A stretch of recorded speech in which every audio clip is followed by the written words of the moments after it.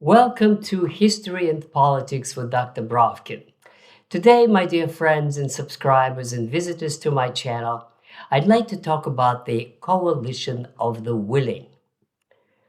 Today, in Paris, on the 13th of July, there was another meeting, or the newest meeting, of the so-called coalition of the willing. The Western press presented it as an important stage in the ongoing, unfolding, and increasing support of the Western powers, the EU, UK, United States. Actually, United States is not involved here, to Ukraine, and they call it the coalition of the willing. They boasted that 35 countries took part and 25 heads of states and or governments participated in this almost historic meeting. Now, it is worthwhile noticing that most of these participants, it just has to be said, are very, very small countries. A population of Latvia is 1.5 million. The population of North Macedonia, I wonder how much they could contribute militarily. Probably less than 1 million. And there's a whole bunch of these small Balkan countries and the Baltic countries, all of them put together, 3 Baltic countries, is less than the population of St. Petersburg.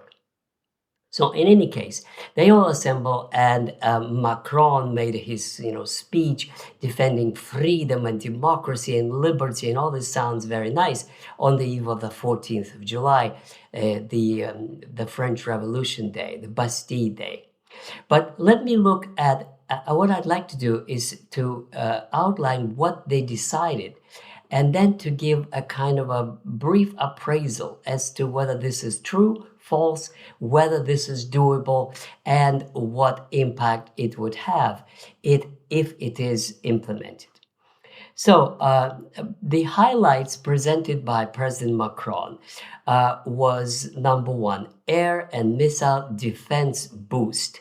Now, this probably is one of the most important reasons that the meeting took place, is because, as we all know, Russia has begun to deliver really crushing blows to Ukrainian military infrastructure.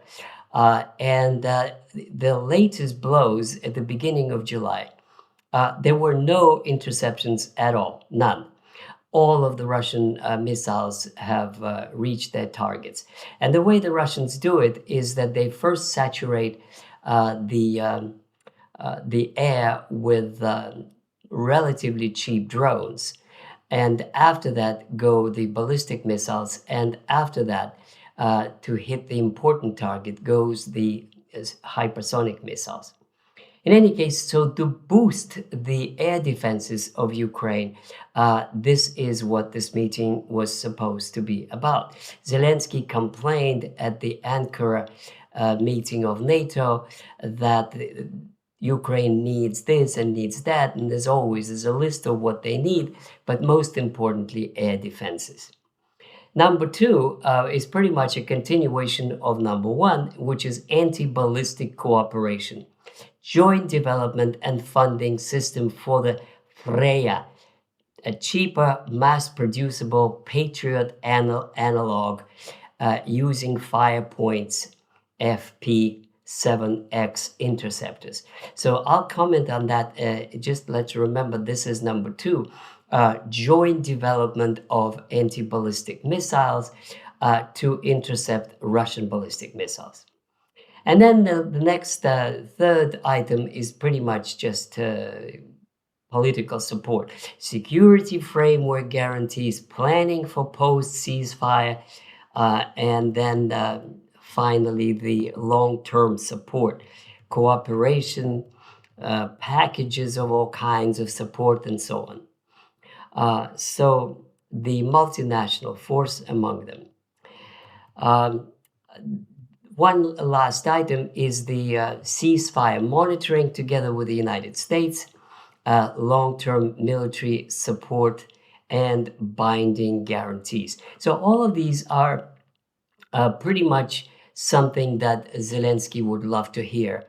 But the only new item is anti-ballistic missile development and boosting air defenses, because everything else has been said before at previous meetings and at previous commitments.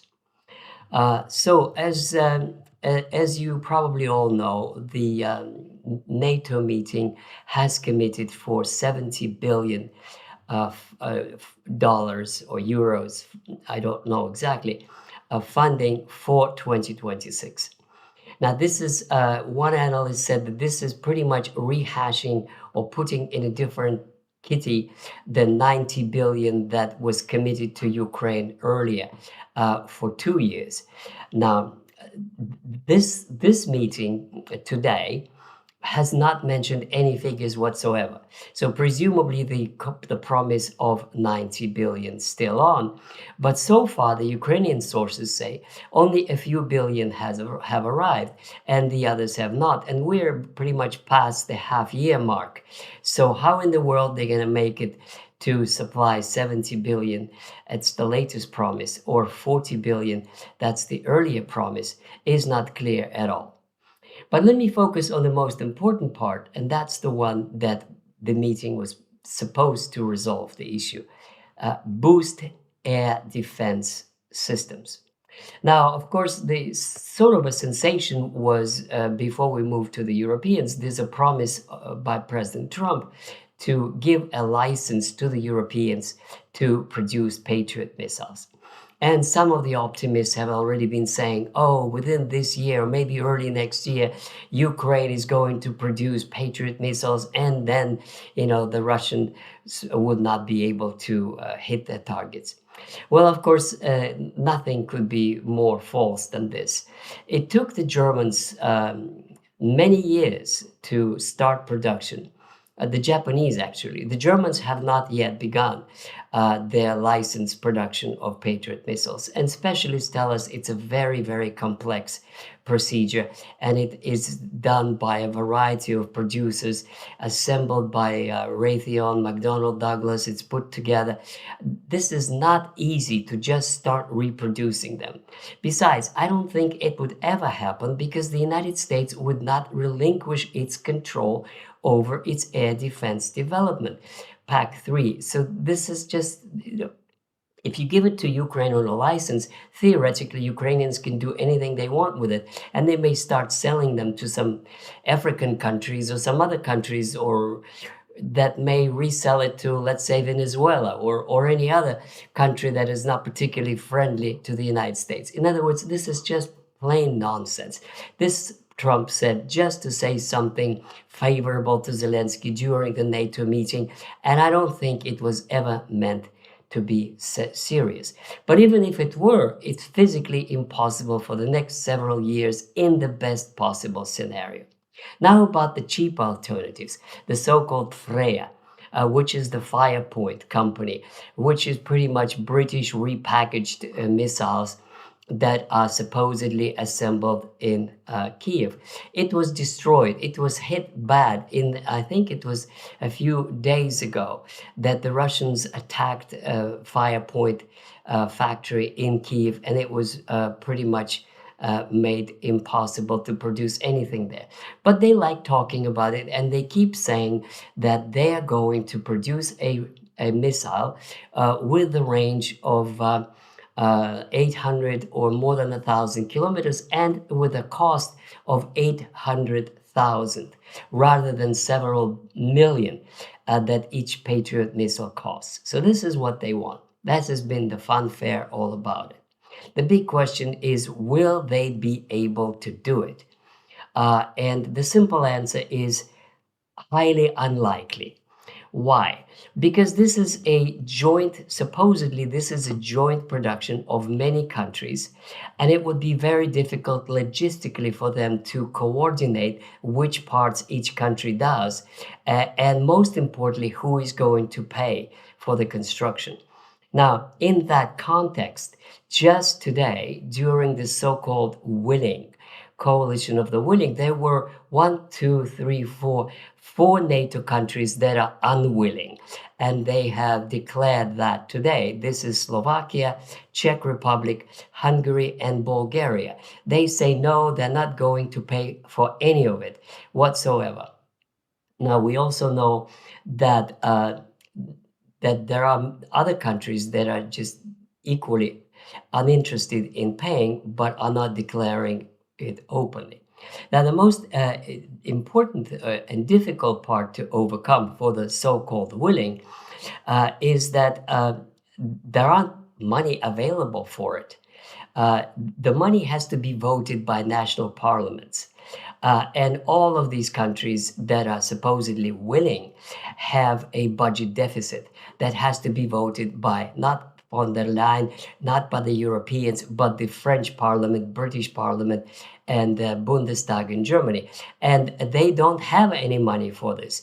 They may squeeze, as they boasted to Trump, money for their own defense that they would raise from 1% to 2% or whatever they can calculate, that it would be counted as if it were military expenditure. But to develop a program that has to be budgeted and given over to Ukraine for nothing, for money, no money, in other words, as a gift, as aid. This is not done. This is empty talk because it would have to pass through national parliaments, and it is highly unlikely that in the year of elections, the French are going to authorize it. So Macron is just talking to talk and to sound nice, but he would never be able to pull it through the French parliament, the Assemblée Nationale. So will the Germans, yeah, they may have money, they may borrow more for the military expenditure. Will they pay for the Franco-Italian missile to be given to Ukraine?